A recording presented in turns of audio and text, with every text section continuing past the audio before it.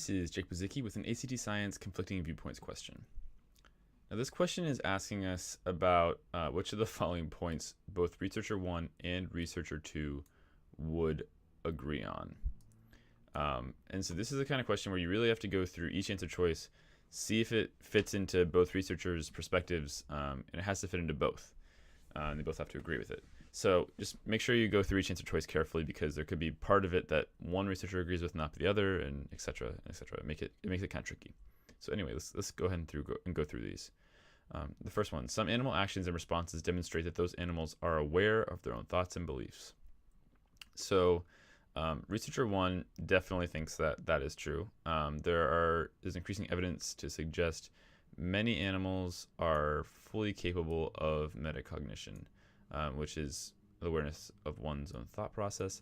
And then you can see even in answer choice C here, I mean, not answer choice C, in the third paragraph here, it talks about experiments in which animals are able to express their metacognitive abilities through picking an uncertainty response. So if you read this third paragraph, you'll see that researcher 1 agrees with that, but researcher 2 does not. Researcher 2, he or she says that there is not enough evidence to support the presence of metacognition in animals. So answer choice 1 is wrong because researcher 1 agrees, but not researcher 2. For choice B, there's not enough evidence to support theories of metacognition in animals.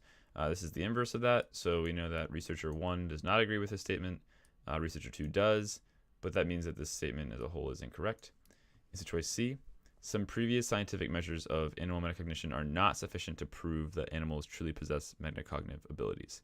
So you might be tempted to say that this one is wrong because researcher 1 agrees with metacognition in animals and researcher 2 does not, but you have to read carefully. And if you read the second paragraph here, researcher 1, you see that researcher 1 is also critical. Yep, let me just, there we go. Researcher 1 is also critical of traditional measures of metacognition in animals, actually these ones that were used on humans. So researcher 1 says that some methods of measuring animal cognition are not effective. So does researcher 2. So actually they both agree on that. This could be the right answer. Answer choice D, the level of confidence an animal demonstrates in its decisions are important in the understanding of metacognitive abilities.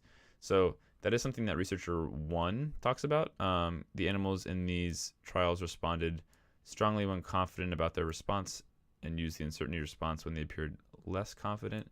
So researcher 1 talks about the confidence of animals in their responses, but researcher 2 does not say anything about it.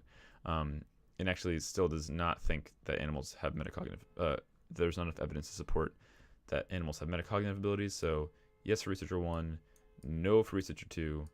Answer choice is wrong. The only right answer here is answer choice C.